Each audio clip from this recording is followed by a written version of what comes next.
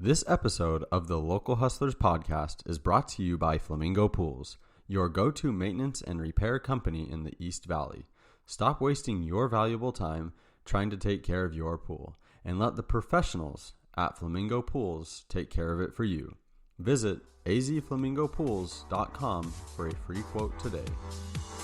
You're listening to the Local Hustlers Podcast, East Valley Locals. Get connected with small businesses near you and dive deep into their stories, mindset, and motives. Entrepreneurs everywhere. Get ready to be inspired by business owners, entrepreneurs, and hustlers that you can relate to and learn from. And now, your hosts, Dallin Huso and Ridge Waldberg. Hello, everyone, and welcome to another episode of the Local Hustlers podcast. Today, we are stoked to have Jemesa Snuka. Said that right? Yeah, that was okay, good. Sweet. That was good. This is the fifth time he's tried to do that. Yeah, I've been going over this a lot. But yeah, we got Jemesa here. He's got a sick company. I don't want to screw that one up again. Kukia Creations. Kukia Creations, yeah. That was great. That was perfect. But yeah, so we're super stoked to have you. How have you been, man? Dude, I've been great. It's been crazy, just like everywhere else, you know. But yeah. It's been a solid couple weeks. I'm not gonna lie. I just got back from Oregon. We were just camping. So. Sweet, right on. Yeah, it's been good. Really good. Yeah, crazy time to be a business owner, huh? Yeah, but it's also the best time. I'd rather be working for myself than anyone else. Right? Yeah, have a little control over what's going on at least. Yeah. Why don't you take a couple of minutes before we get into your business? Tell us a bit about your past, your life, kind of before getting into the business world. So, to make a long story short, it's just big chilling all the time for the most part. My family moved a lot, so I grew up in like 9 different states, 10 different states. So I've lived in a lot of different places. We moved to Arizona from Kentucky. Oh wow! So it was a really big change. But why were you moving all the time? Sorry, just my dad's job. We had to move all the time. Yeah. So it was really good though. I mean, it's always interesting to me to meet people or to get perspective on people who have lived in the same place or like know their neighbors or have really good friends since they were like from elementary school. It's always been super weird to me just because you're just gone all the time. But it was really good. I saw a lot of different places, a lot of different people. But yeah, basically we moved here. I went to school at Val Vista Lakes for 6th grade, and when high school hit, I went to a school called Brophy College Prep, and that's really where a lot of like the ideas of like business and entrepreneurship really, really started. Just because a lot of those kids that I met, their dads were just super. They all own their own business. Everybody's dad owned their own business, or they worked for some high government official. Yeah. But for the most part, they were all into international business, or they owned a lot of the local businesses, but they were all businessmen and women. So that was the first time my eyes were open to like, you own your own business, you can just pretty much do whatever you want. Yeah. I was going to ask, so it wasn't necessarily like what they taught at the school, but the people you were around that... Yeah, a lot of it was a big influence of the kids that I was around, a lot of my peers, but even at school too, they talked about it all the time. Really? Yeah, it was really different from the public schools I've gone to in the past. Yeah. And I'm just a really big advocate for private school. I mean, I just think it's above and beyond what the public school system is doing. That's just how it is. But yeah, a lot of those guys, almost every single person that I was really good friends with, their dad owned 1 or 5 businesses, and they were really good at what they did. And their sons were the best because they were like, yeah, I don't really need to go to school to make money, but they were going to school to learn information. It's kind of what Mark Cuban talks about. You know, we all have like, at least I do, but I know almost every business person has like idols they look up to. Yeah. Mark Cuban's one of those, but he was talking about, it's so dumb if you don't go to school. That was like his big thing because he felt like the information was more necessary than the degree itself. And almost all the kids thought the exact same way. They weren't going to college or they weren't going to school unless it was just for the information because they wanted to learn how they could take over a business and make it better. Yeah. Cool. Yeah.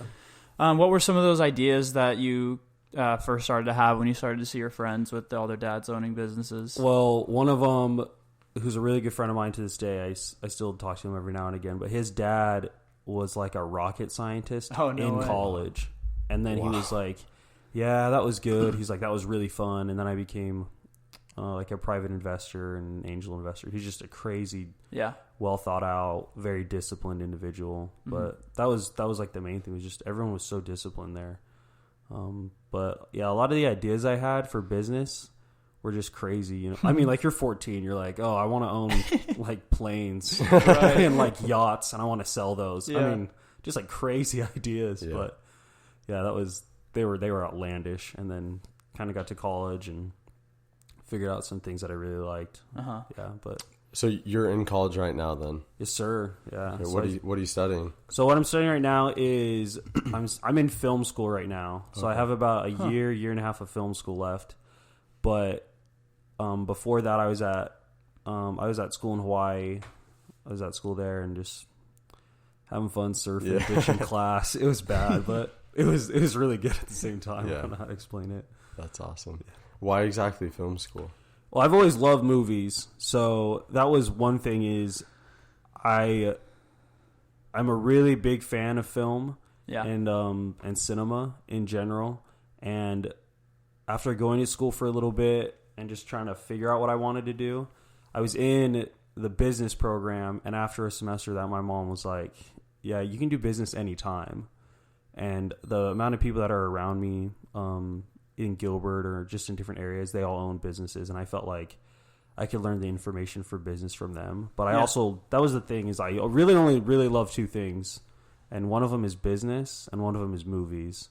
So I knew I was going to do business or movies, and so technically I'm in film school, but the track I'm on for film school is the business side of making films, not the art side of making films, if that makes sense. Yeah. Okay. Can you kind of like dive into that a bit, like what the business side is exactly in the film industry? Yeah, for sure. I'm so obsessed with this stuff. Okay, so talk as long as you want about it. So basically, when you make a movie, the way I see it is it's like 50% the art and 50% the business. Okay. The percentages are not technically 50-50, but I mean, just for today's purposes, that's what it takes to make a movie, right? You need a movie that has a good script, solid characters. It needs to be interesting enough for people to go and watch it, to spend money on it. The other 50% is how you're going to market the movie, who's going to invest, who's going to put the money up, who's going to pay these actors, who's going to pay the crew. Right. And so that's the side that I really want to study, is how's the movie made, but also what's the business decisions that are made and how much you're going to pay people, working out contracts. So that's the end goal, is the business side of making movies. Just because to me it just seems more lucrative, first off, but also I felt like it was an avenue that not a lot of people were trying to do, because we've had, a lot of people don't know this obviously, but like we have the same studio executives for like the last 20-30 years in the movie industry. So these people that are like making good movies or greenlighting movies, I mean, they chose those careers really early on, and they've had them forever. And they're getting older. And there's just not a lot of people to replace them, because those avenues of people trying to become business owners for movies or to get into movies on the business side, just it's not really there. So I felt like the competition-wise was a lot less, but also, I mean, it was the perfect blend, I felt like, of business and making movies.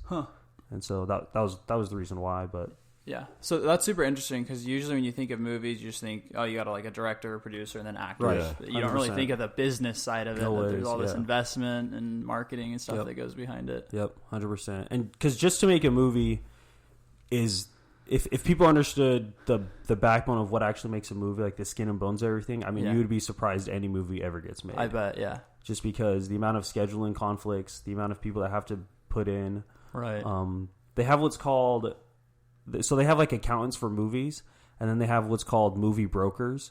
And so a lot of the producers, what their job is to go to these movie brokers, what their job is to go to like these different producers, these different businessmen, and basically ask them for money. And they're like, hey, will you invest $5 million? So they take like $5 million from one guy, $10 million from someone else, $20 million from someone else, and all these people get percentages of these movies. And then those guys on the return make buku dollars afterwards, because if the movie's a success. But you think about these movies like Marvel, these studios are making so much money, not just off of ticket sales and prices, but all the merchandise. It's insane. So that's kind of what you want to get into then, that side. 100%. Yeah, that's really interesting. Definitely. Yeah, Ridge wants to be a stunt double one day. Yeah, that's Attaboy Ridge. I've been building a ramp in my backyard. Sweet, bro. Nitro Circus 2.0 Ridge. Let's go. Evil Knievel over Make here. it happen. So how long have you been going to school now? So I've been going to school 3 years now. 3 years? Yep. So I started in 2017. Okay, that's when you went to Hawaii first? Yep, that's when I went to Hawaii, Okay. January 2017. And then I left January of 2019. Nice. So, yeah, it was way too much fun. I'll be honest. It was bad, but really good. I needed it. To me. As someone that, it sounds like since high school you've wanted to be in the business and entrepreneurship world, did you have any hesitation on whether you should go to college or not, or did you always have it in the plan? Yeah, in a way, I had always planned to go to college. My parents were pretty strict about they weren't going to pay a dime for anybody's college. Mm-hmm. So, I mean, none of the kids so far, which has been really good. I have 5 other siblings, and my older sister, who's 11 months older than me, she went to college and went for free. My little brother is. My younger sister will. So going to college was like always a thought. Yeah. Just because going to Brophy, everyone talked about college. Mm-hmm. I mean, there's a day at Brophy, like towards graduation, where everyone wears their college sweater. Yeah. That day, and we have like a uniform you have to wear, so it's like a big deal for everyone to come to school and just wear a T-shirt, and everyone has their college printed on their chest their senior year. Sweet. Yeah, but that's cool. I've always wanted to go to college for sure. Yeah, so it sounds like there's like a lot of motivation through high school to become successful in one way or another. Did you have any like solid mentors? Like I know you talked about a lot of your friends, their dads were successful, but did any of them like stick out as like a mentor? Or? Yeah, 100%. I had a really good friend. His name was Billy, but his dad, Mr. Andrew, just was one of the best influences character wise as a person, and also on the business side. I mean, he would go above and beyond to just sit down with me and just give me free information that's really just worthwhile. And that's super cool. Yeah, you can't put money on that kind of stuff, those kind of people. So okay, I'm gonna put you on the spot. Give us one piece of advice or information that he gave you that's stuck to you till this day. So my dad actually asked him this question, but he said, my dad was asking him about business, and he said, what would you say is the most important thing about business when you're making business decisions and when you're working with people? And his answer was, do I trust them and do I like them? The money stuff is secondary to those two things. And so I always thought that was super funny and super interesting because, I mean, when you think of business, the first thing I almost always think about is how can we work together to make money? Yeah. Right? How can we turn a profit all the time? For sure. And his whole thing was, do I trust them and do I like them? And that's just stuck with me. And moving into film school and / business is, I mean, that's been the two biggest things when you're making a movie too, is that's why directors hire certain actors. So Christopher Nolan is like one of those people that I really look up to movie wise, but that's why he casts, I mean, the same 4 people in every single movie. It's because he really trusts them to make a good movie, and he really likes working with them. So he's going to continue to hire these people over and over and over. Same with the cast and crew. I mean, if you have a lighting guy or a grip that you really love, you're going to hire those guys over and over, or girls, you know. Yeah, absolutely. Girls and guys. Okay, so a lot of build up here, but at what point between this inspiration in high school and where you are today did you kind of get the idea to start up your own business? So the way it goes is, oh man, when I was in college, I was rooming with a friend of mine, and whose name is Josh. So there are 3 owners of the company. So there's Josh, there's myself, and another individual. His name's Ethan. Yeah. So Josh and Ethan and I were all rooming together. And Josh, who is from Hawaii, he was just doing it as a hobby and like kind of as a side hustle. So every now and again he would design some shoes, or he would like make a hydro flask for somebody. And I just kept seeing it over and over and over because we were rooming together. We were in the same room. And so what ended up happening is I've always wanted to start like a small business, something fun in college. One was just because I think learning and making mistakes with like low risk because it didn't cost a ton to make Yeah. stickers or to draw on shoes or anything like that. Right. So I just felt like low risk wise, we weren't gonna die if I invested some money or if we invested some time and it just didn't work out. So I really wanted to learn some of just business lessons on my own and just get the experience. For sure. Yeah. And I just kept seeing him drawing all the time and making sales. But I also noticed that like he wasn't really turning a profit as much.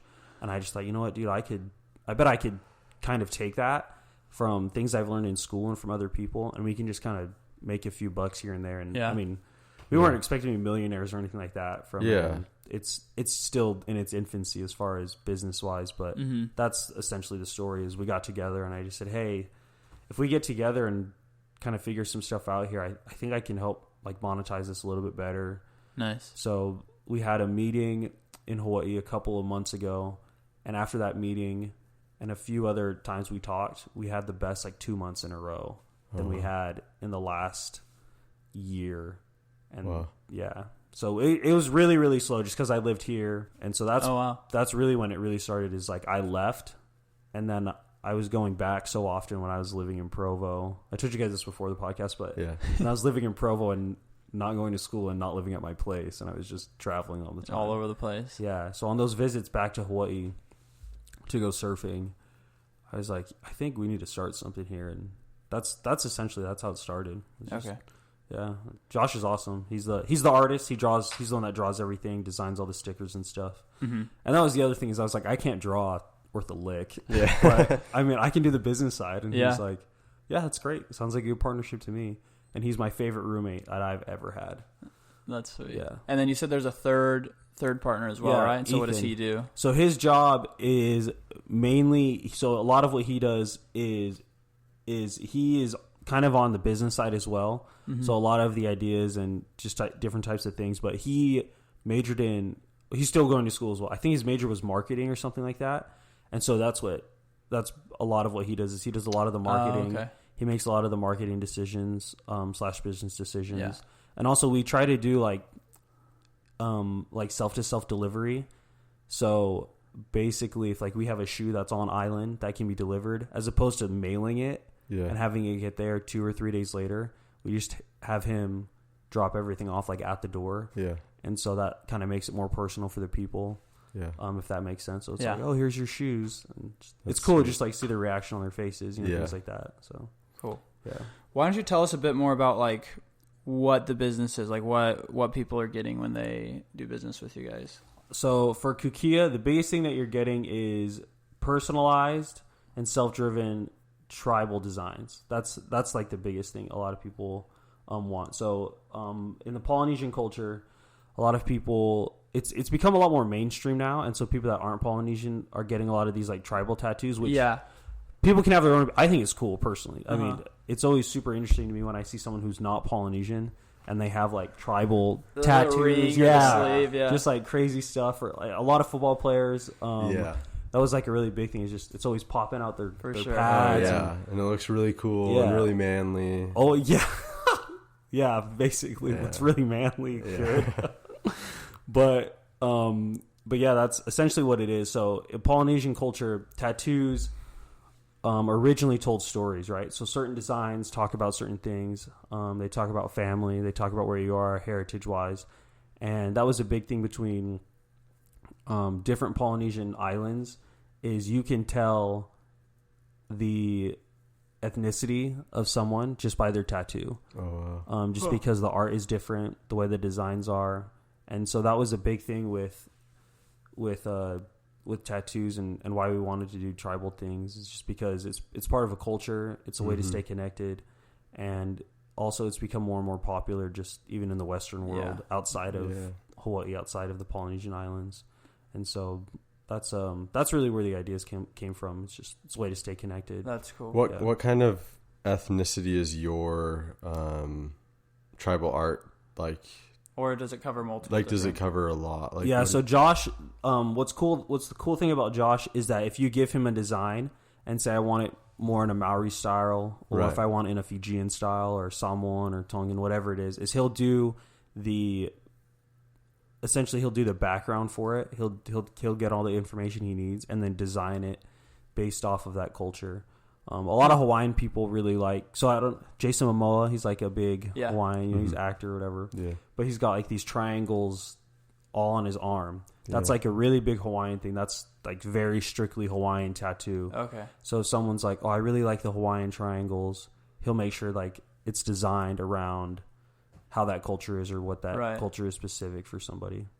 And so that's essentially what it is. We also sell just like random things here and there, like stickers that are tribal designed, but you know, just some fun things. But that's mainly the thing is customized wear, t-shirts, whatever it is. Yeah, that's a lot of shoes right now. Yeah. A lot of shoes. Yeah. So do they provide the shoes to you, or do you guys provide the shoe as well, or how does that work? So the way it works is you pay for the art and you pay for the shoe. Mm-hmm. So you pay a certain amount of money for however much the shoe costs, and we'll go get the shoe, we'll order it, we'll take it, and then we do the art. And so essentially you're paying for the shoe if you don't already have the shoe, and then you're paying for the art as well.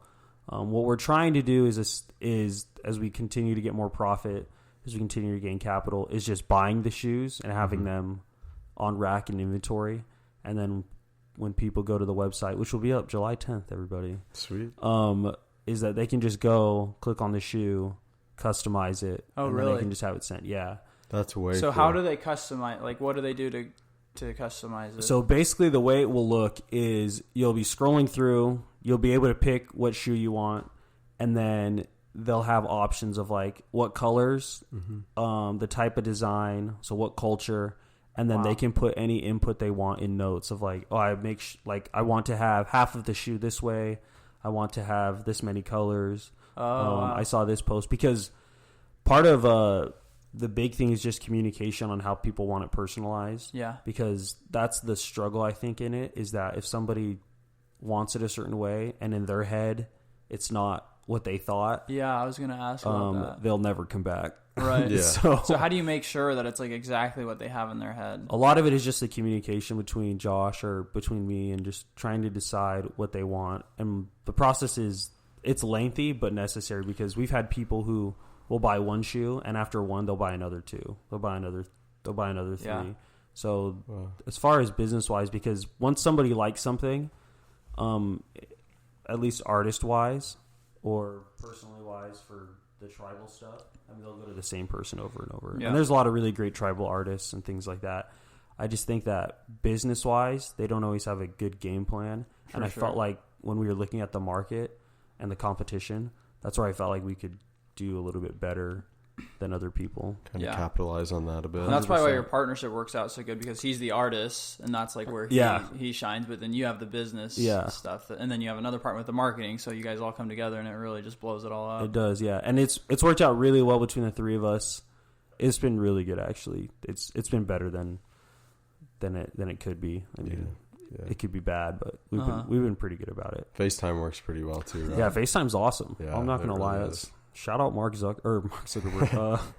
Steve Jobs. Steve Jobs. Shout out R.I.P. Steve Jobs, honestly. Gosh, that was terrible. Are there any other, not just the distance, but even when you guys are together, are there any struggles you guys have with, working with not only one partner, but 3 different partners in the business? Well, I think it goes back to I trust them and I really like them a lot. Yeah. And we're very straight up with each other. I'm a little more forward personality-wise than both of them are. Mm-hmm. And I think that's just because, I run the business side of the company. Yeah. So I feel like I kind of need to be. But we work really, really well as far as a cohesive unit. It's been really good. Both those guys are awesome. I trust them and I like them.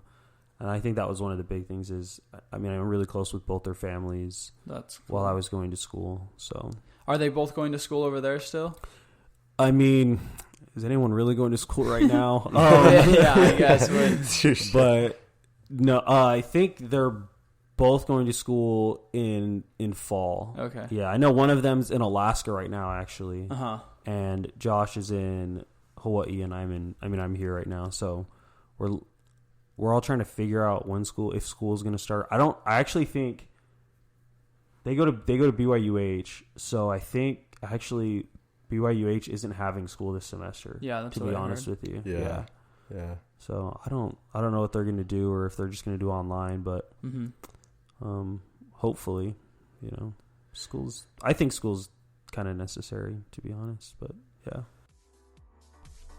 Do you spend more time cleaning your pool than you spend swimming in it? Then call Flamingo Pools today.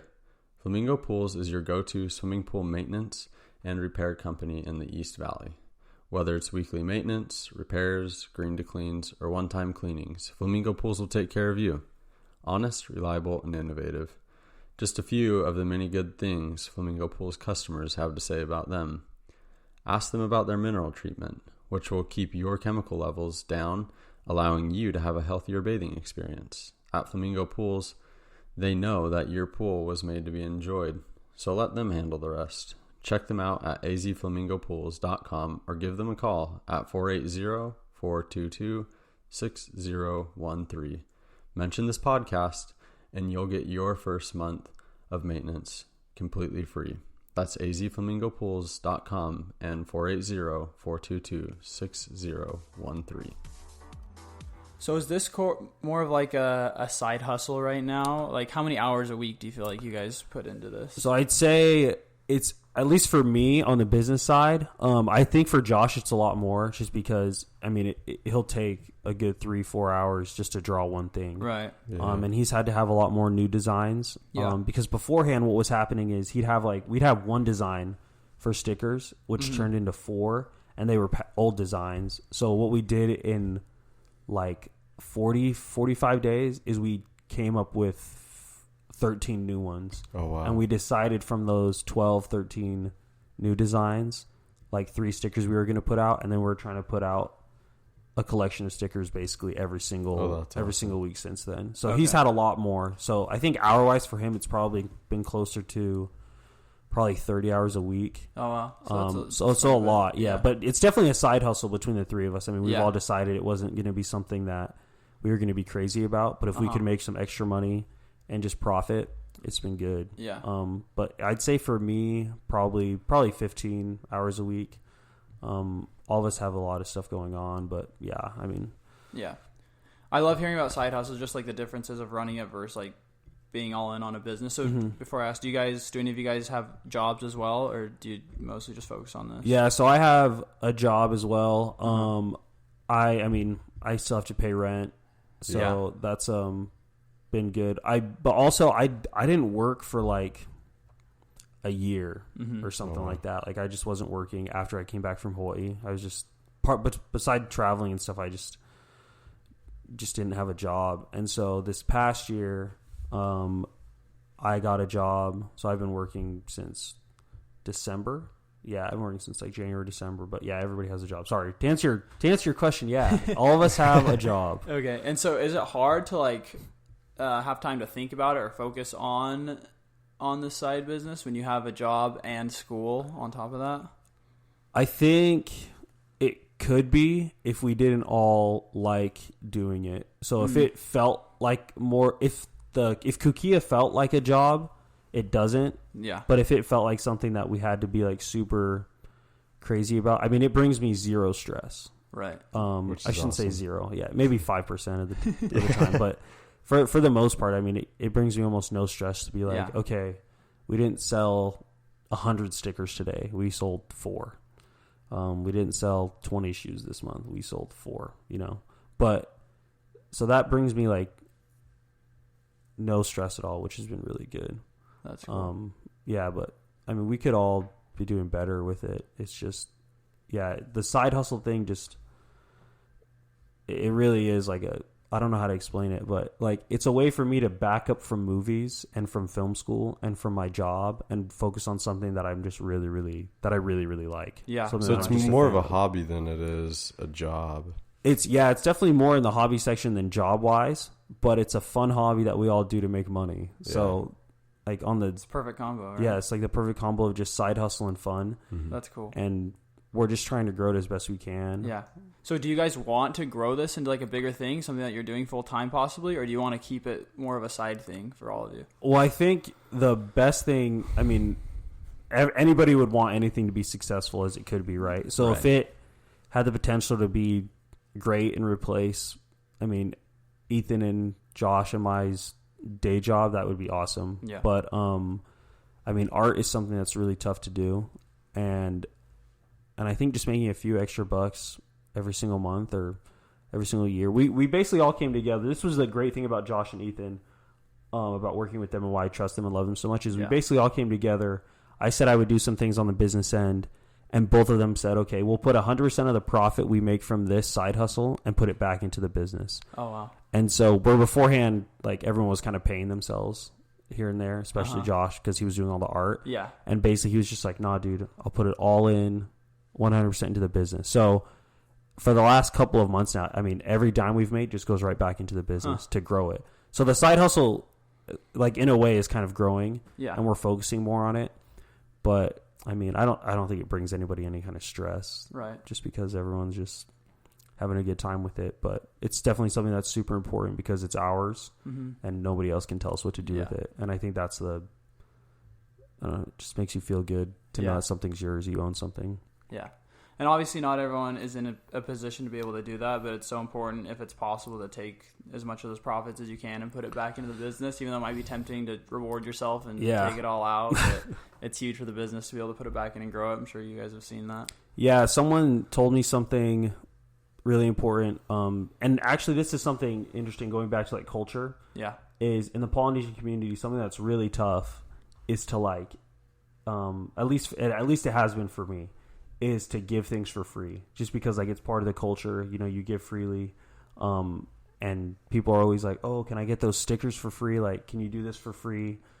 And in a way, it's tough because it's like this is a business, but to a lot of Polynesian people, to just a lot of people with a lot of culture, to them it doesn't make sense to like pay someone to do something for you. And like, no, this is a favor. Yeah, and part of you really does. I mean, I wish I could give everyone free tribal shoes. I really do. Right. The difference is like, this is, for me, it's like it's a business, you know. And you can't take from the business stuff into the personal stuff. The example I was given was, if you have an Airbnb, right, and you buy 2 laundry detergents, and you buy 1 laundry detergent for the Airbnb and 1 for yourself at home. If you run out at home, you don't run to your Airbnb spot and grab the laundry. You have to go buy new laundry. And so those just need to be separate. Yeah. So that's the same thing for us too, is we have a separate account. The LLC and everything starts, and it's for the business and strictly for the business. Yeah. And so everything, all the profits go right back to that, and nobody is allowed to take from it. So that's cool. That's awesome. What are some of the most important things that you put those profits back into? Is it like marketing or more product, or what do you a lot of it right now is in marketing, especially the last couple of months. Just trying to grow the Instagram, trying to grow the amount of people that see it. Yeah. Because that's really the big thing, at least art wise, that we've seen, is the more people that see it, obviously the more people will be interested. Yeah. And word of mouth is like a time in the past. I mean, not that it can't happen that way, but the way I see it, I mean, social media is like, that's how you grow, especially a side hustle, anything, a business. I mean, if your business doesn't have a solid Instagram, you know, just good social media, different ideas on it, then it's just not going to happen. Yeah. It's really like where people go to see if your business is legitimate or not. 100%. Yeah, no, totally. Seriously. 100%. I feel like they look that up before they look up your website. Yeah. I'd agree. Yeah, 100%. Yeah.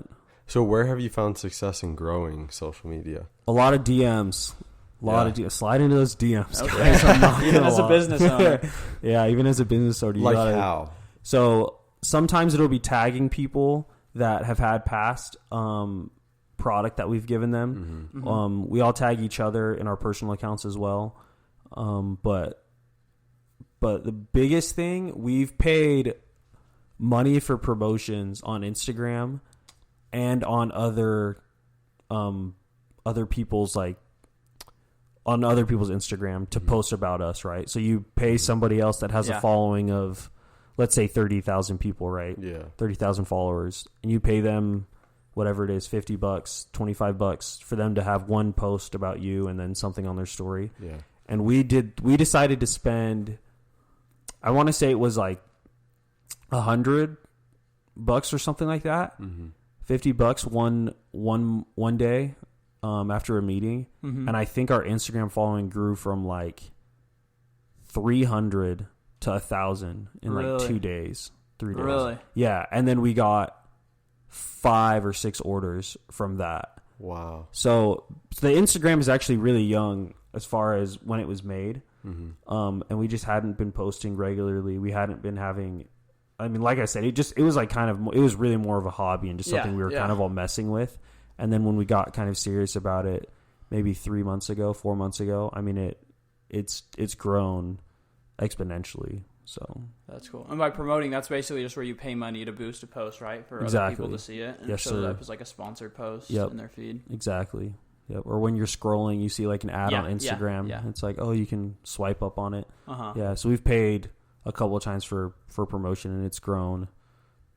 The Instagram and just gotten us a lot more followers, but way more than that, it's gotten us a lot more sales. That's cool. How about the influencer marketing where you paid someone who had a lot of followers to post? Did you see any success from that? Actually, we haven't.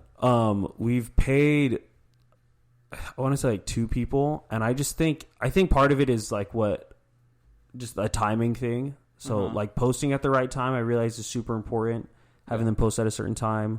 But we're continuing to do a lot of the promotions, just the paid ones. That's just what seems to work out for us. Mm-hmm. Yeah. And does your other business partner, who's in charge of marketing, does he kind of focus on that? Yeah, he does. Ethan is awesome because he has so many good ideas. Yeah. Of what we should be doing with the business. The problem is I can't always afford them. So that's where he comes in. I mean, he has expressed a lot of good ideas and is really, I mean, we really need him, to be honest, because between Josh and I just don't have the creative mind to know what to do with what Josh is doing, and Josh business wise, we just can't do it without Ethan, basically, is my point. Yeah. So he's really good. Yeah. That's cool.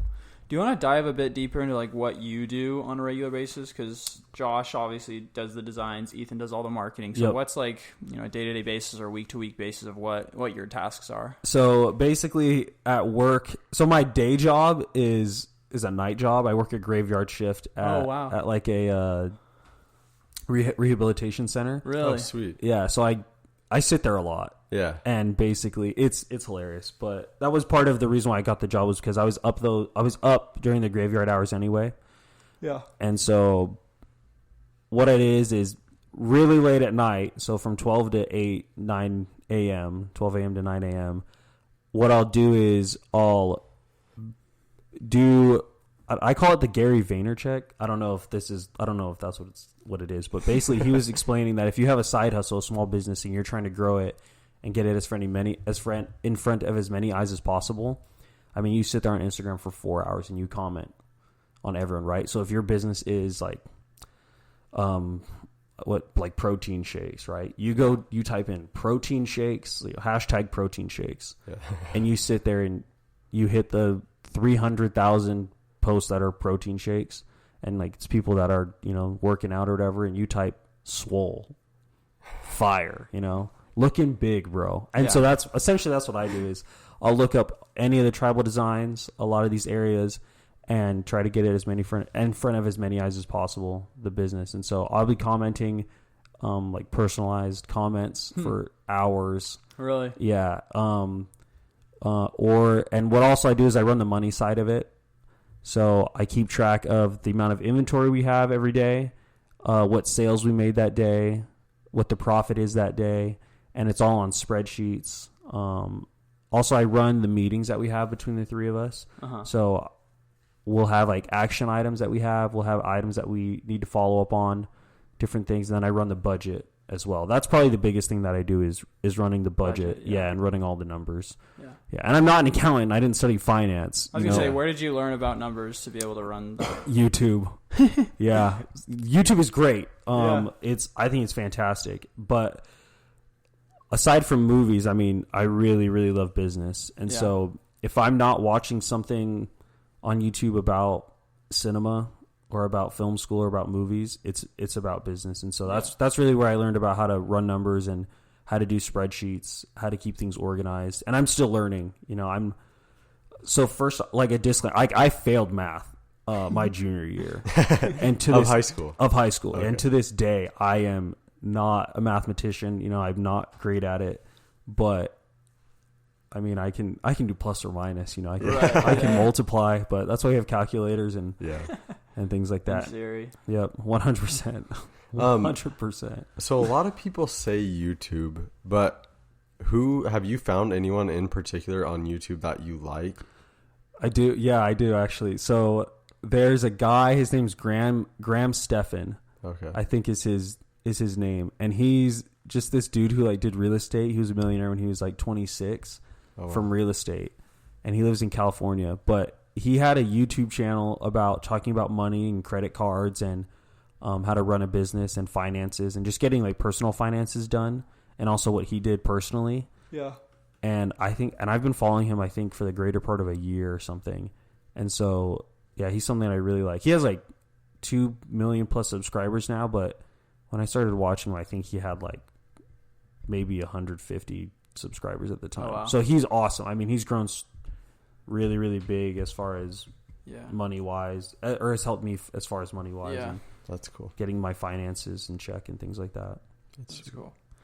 And then you also mentioned the Instagram side of things where you're always commenting. Have you seen anything come from that, whether it's sales or just people checking out your page in general or following you? What's been the benefit of doing that? One of the big benefits, like you said, was just having them, look at the page. Yeah. But yeah, we've had a lot more sales than that. Like I said, after our meeting and just trying to get some more things organized. We had our biggest month right there.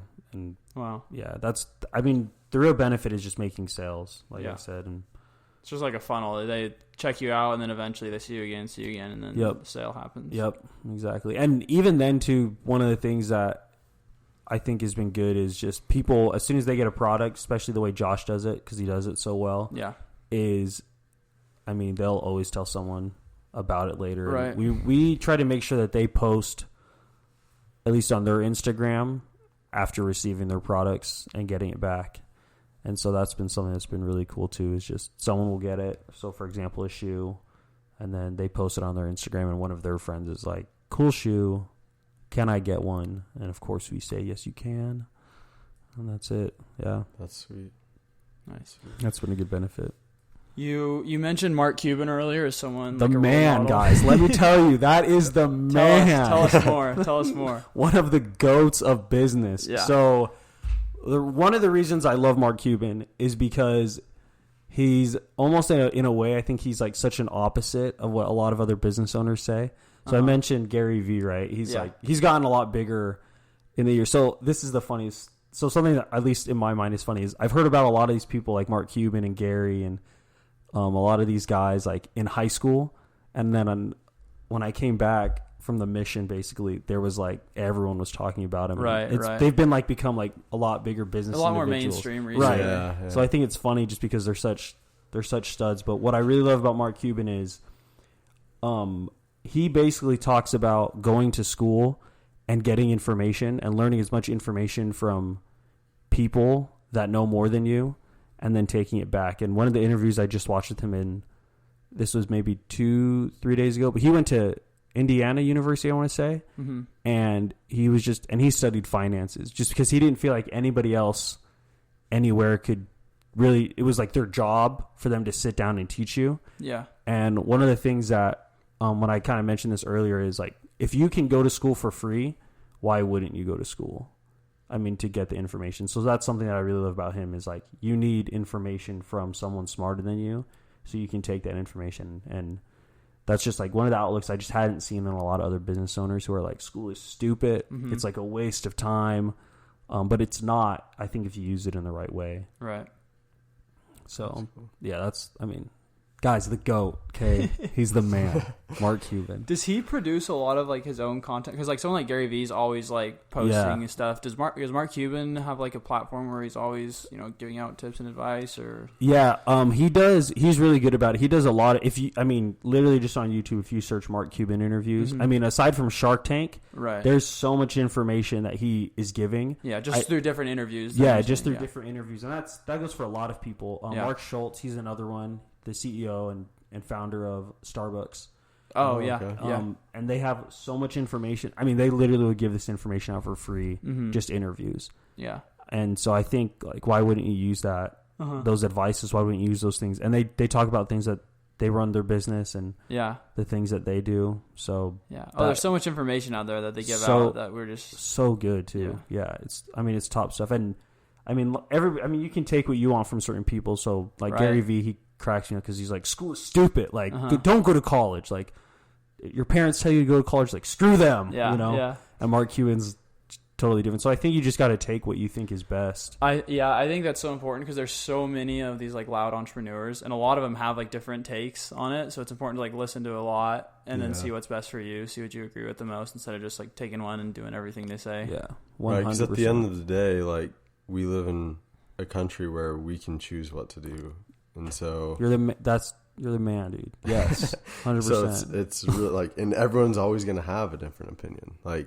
always. Yeah. And you're not going to please everybody. So I mean, don't even try. Please it's yourself. Really not worth it. Yeah. Please yourself. That's right.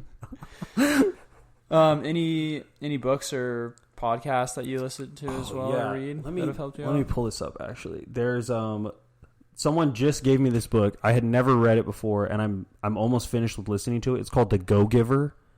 Oh, have you guys heard of this book? The Go-Giver, yeah. The Go-Giver. I actually just got that book the other day from somebody, and I've been meaning to open it up, but yeah. When are you going to open it up?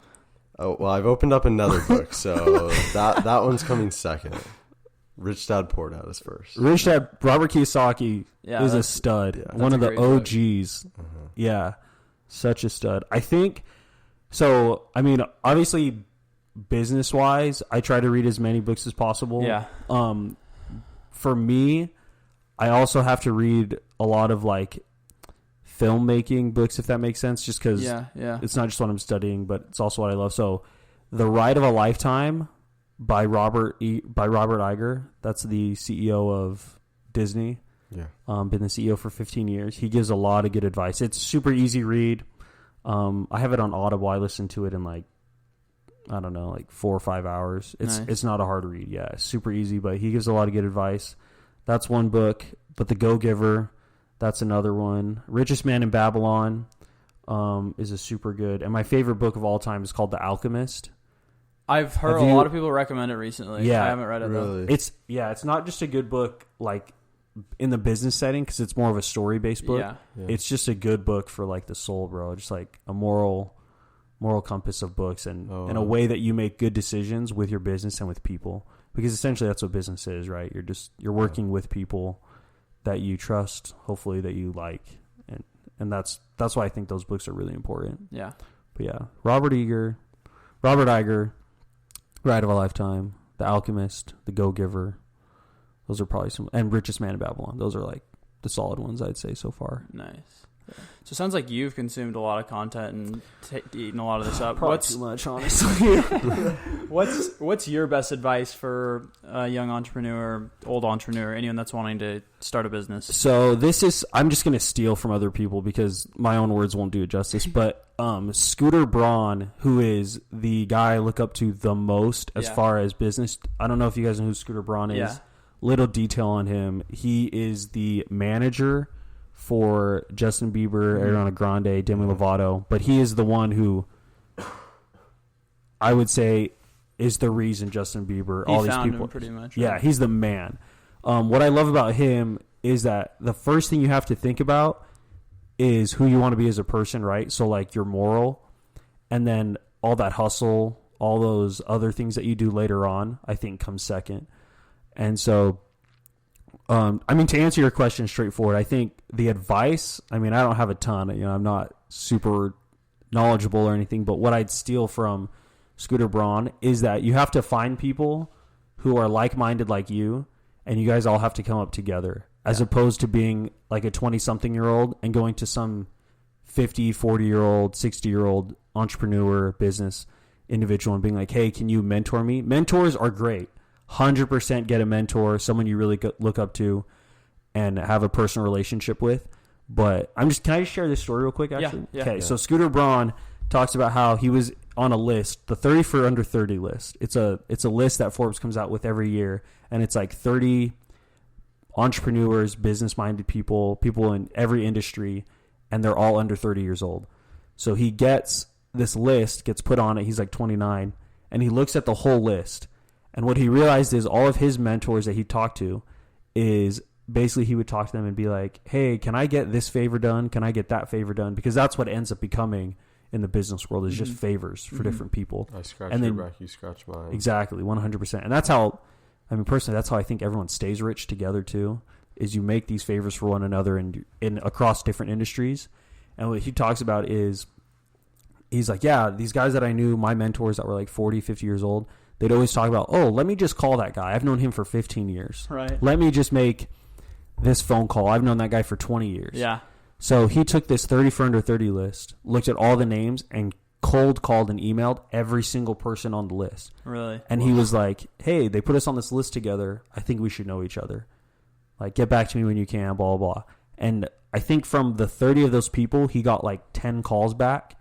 And from those 10 calls, he ends up being one of the earliest investors for Spotify and for Uber and for Lyft. Oh, wow. And so, yeah, so I think that's like one thing is young entrepreneurs, as opposed to thinking like everyone's your competition, right, is to actually think of it in a way that like when you work together, you all grow together, right? Yeah. So further together, faster alone.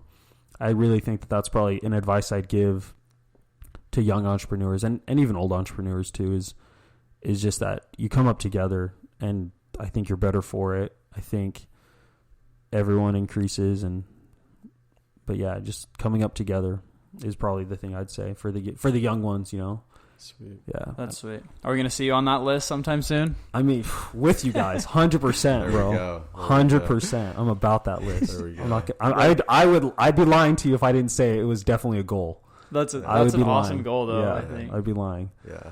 But, so what's kind of the plan going forward with the business? So with Kukia Creations, the biggest thing right now that we're getting out is the website will be up July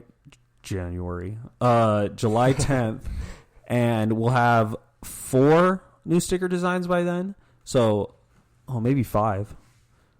Yeah, maybe it's 5. But basically, we're trying to figure out some different designs for T-shirts, different hats, just a lot of the simple things like that, jackets. But moving forward, we're trying to get a lot more inventory. We're still sticking with the things that we do really well, which is the shoes. But yeah, I mean, basically a lot of it is just new designs, things that we haven't used before. On the Instagram, we just had like a voting for the new sticker, and I think like 1,200 people voted. Wow. Really? Yeah. So that was like a really big deal for us because that's cool. Yeah. Yeah, for 1,200 people to take 5 seconds and click yes or no on a sticker, it means a lot. Yeah. It means a lot to someone like me, you know, who doesn't think more than 10 people look at the page a day. But, right. Yeah. So thanks, everybody. Shout out every last individual that voted for the stickers. Well, this episode will either come out right before the 10th or right after the 10th. Yeah. Okay, Depending on when sweet. we decide to release, it might be up or not. Perfect. But make sure you check it out Okay. either way. Awesome. Yeah. Appreciate it, guys. We're excited to see it. We've had a lot of fun, learned a lot from this. Before we close up, we have a quick game we're going to play with you, though. Let's go. I love games. We do too. So how it's going to go is we've got a list of questions, and you have 60 seconds to see how many of them you can answer. So it's just going to be rapid fire. We'll just go back and forth between me and Ridge, and yeah, we'll see how many you can get. Okay. And these are just like questions about you. Oh, gosh. So I will pull up. While they're doing that, shout out Ridge and Dallin. They are the best, guys. If you're not listening to this podcast, you need to. Go back, listen to every episode, get it done. That's it. That's what I have to say. That. Say it louder for the people in the back. In the back, for those that can't hear me, Ridge and Dallin, the men, Oh, appreciate it, man. getting it done on their podcast. Appreciate that. How many 20-something-year-olds do you know that have a podcast that are doing this, okay? Well, that's It's one of the not questions. happening. It's not happening. Segment. All right, Reg, you ready? Yeah, I'm ready. Okay, we will start in 3, 2, 1. Favorite junk food? Twix. If you could have a superpower, what would it be? Teleportation. Music you turn on when nobody is around. Bob Marley. There we Stuck go. on an island, what would you bring? My scriptures. No, I wouldn't. Favorite quote? Emma Weaver Wilcox's poem about resilience. If you could have dinner with anyone in time, who would it be? Leonardo da Vinci. What's your spirit animal? A sea turtle. Who's your celebrity crush? Gemma Arterton from Prince of Persia, but the Prince of Persia girl, Princess Tamina, not her as an actual actress, just her in that character. Okay. Michael Jordan or LeBron James? Michael Jordan, are you kidding me? He's the GOAT. TV show you could binge watch. Prison Break. If you Or Avatar: The Last Airbender. If you could swim in any liquid, what would it be? Nitrogen. Is that a liquid? If you Mercury. could turn an inanimate object into life, what would it be? The Apple computer. Apple computer, dude. Wow. Hold on. How many did you get? I don't, dude. We skipped a few, so I have to look. But 1, 2, 3, 4, 5, 6, 7, 8, 9, 10. I think 12. Wow. I think the record is like 13, so you're Dang right it. there. But Yeah. it's, Oh, dang it. You're You should have out told me there. that beforehand. I know. So I had a goal in we're mind. working on that. We're working Gosh, on that. dang it. I take good, back though. everything I said about the podcast. No. We're cutting. We'll get you back on when you're on the 30 for 30 list, and you can do it again. And Sounds good. redeem Promise? yourself. Promise. Oh, Okay. promise. I'm going to write that down. I'm not even kidding you. We have it on air, so I'm going to put that down in the notes There you go. right now. set a reminder. 100%. Sick, dude. Well, before we close up here, why don't you just take another second, plug yourself real quick, tell people where they can find you, if they're interested, how they can place an order. Guys, you can do it multiple ways. The biggest way to do it is on Instagram. If you just hit me with the DM, either at jsnuka23 or at Kukia Creations. That's pretty much it. If you guys look at the page, I'm just pulling it up right now. You can just check out any of the shoes, any of the things. Can I go to camera? Is this camera one over here? Can I just scroll that? Okay. That's it. We're out here. There we go. Whatever you guys need, personalized. But yeah, I'm gonna get those stickers to you guys though on a different level. But yeah, Sweet, dude. Sweet. I'll hit you guys with those stickers Appreciate for it. sure. Okay. Appreciate it. Dude, well, thanks again. It's been thank real. you. Learned a lot from you. And Ton of fun. You guys are awesome, man. This Yeah. is awesome. This is so sick. Keep doing what you're Likewise. doing. Likewise. Grind. Yeah, appreciate you coming on. Okay, and we'll catch you all next week. Yep. Aloha.